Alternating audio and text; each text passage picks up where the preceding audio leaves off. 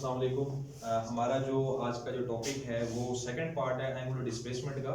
First part आपने first lecture देख लिया होगा। अब जो सेकंड पार्ट करने जा रहे हैं वो हमारे पास आज का है।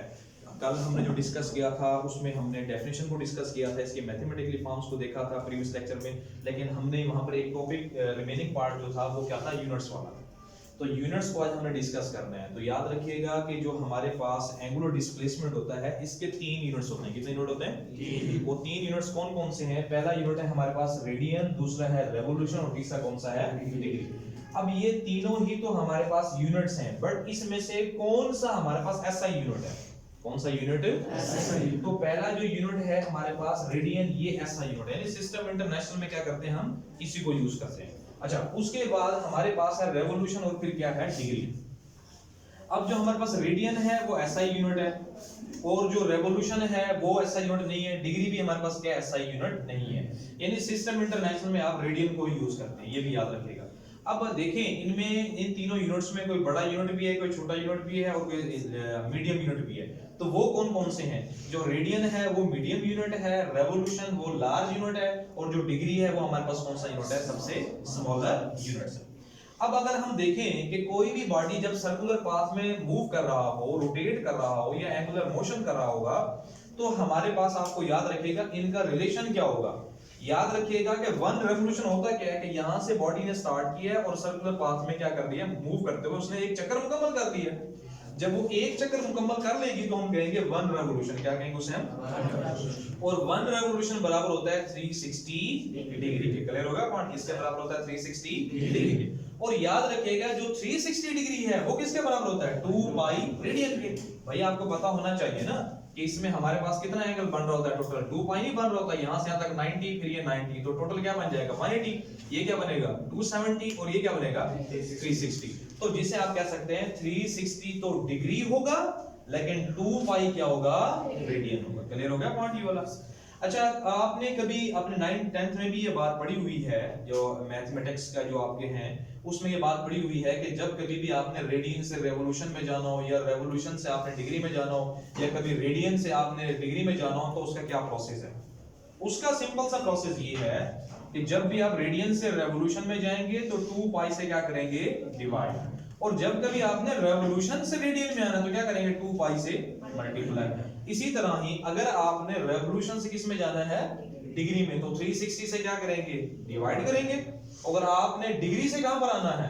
रेवोल्यूशन में, तो 360 से क्या कर देंगे? मल्टीप्लाई। अच्छा, यूं भी तो हो सकता है कि कभी कभी अपने रेडियन से कहां जाना हो? डिग्री में, तो फिर क्या करेंगे?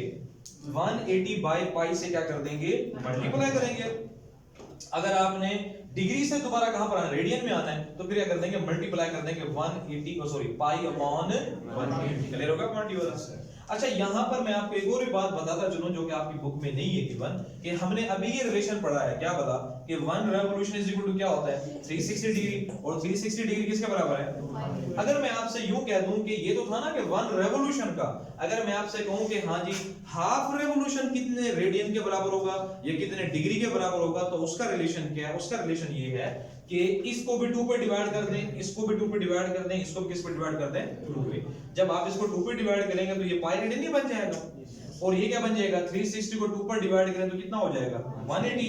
ये क्या हो जाएगा? 1/2 रेवोल्यूशन। यानी जब हाफ चक्कर किया हो आपने, यानी यहां से स्टार्ट किया और यहां तक आप लोग आए हो। ठीक हो गया? ओके।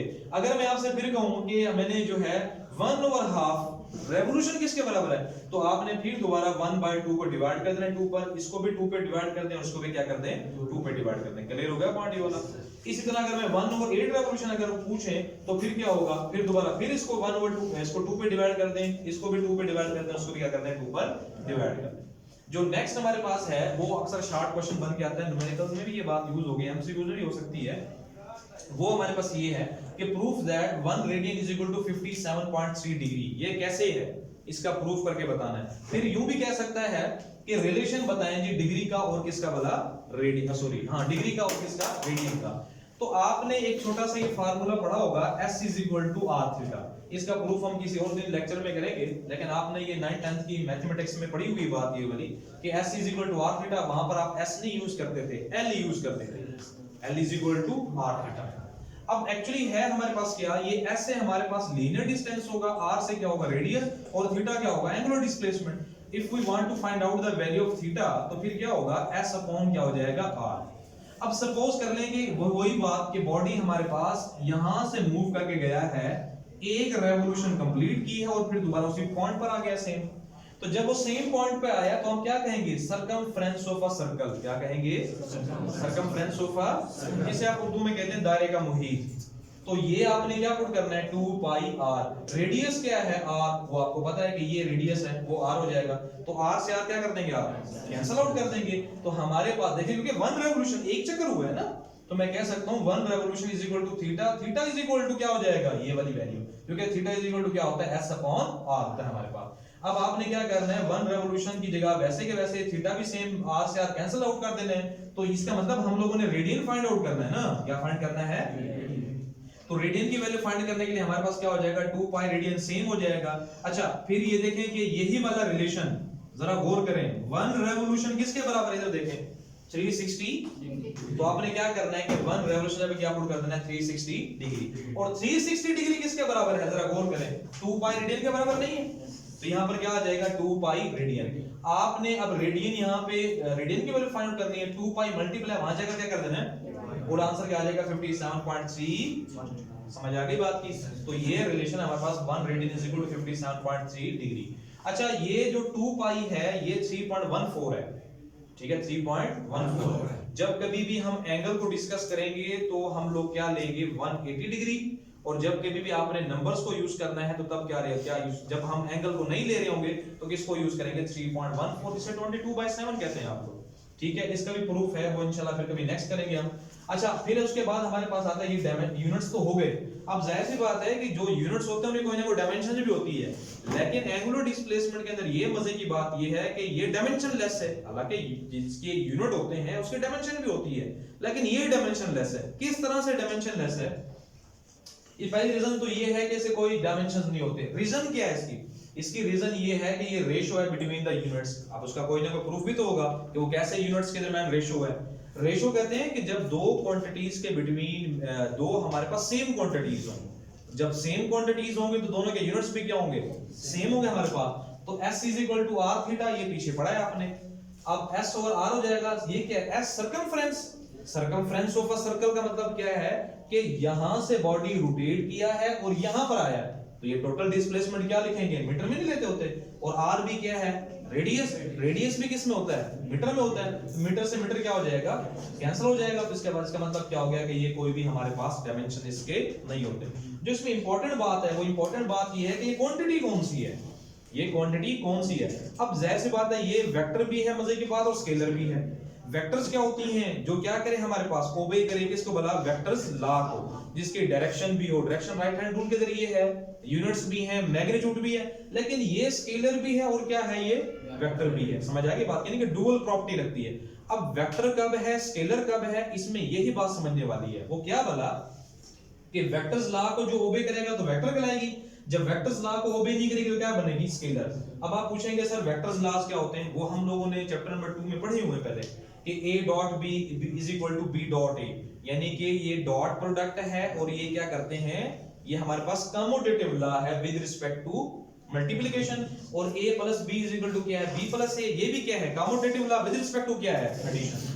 तो अब ये जो हमारे पास थीटा है, यानी थीटा 1 और थीटा 2, क्या ये ओबे करता है वेक्टर्स लॉ को या नहीं करता, यानी कब ये स्केलर है और कब ये वेक्टर है। मैंने आपको बात बताई थी, जब लेस देन 10 डिग्री होगा तो ये वेक्टर्स लॉ को ओबे करेगी, और जब ग्रेटर देन 10 डिग्री होगा तो वेक्टर्स लॉ को ओबे नहीं करेगी। इसी बात को समझाने के लिए मैं आपको छोटी सी क्या लेते हैं, एग्जांपल लेते हैं। वो छोटी सी एग्जांपल ये लेते हैं कि हमारे पास सपोज दैट कि ये आपको एक बुक नजर आ रही है, ये फिजिक्स की बुक है। अब ये इस फॉर्म में पड़ी हुई है, आपको ये सामने ये वाली साइड नजर आ रही है।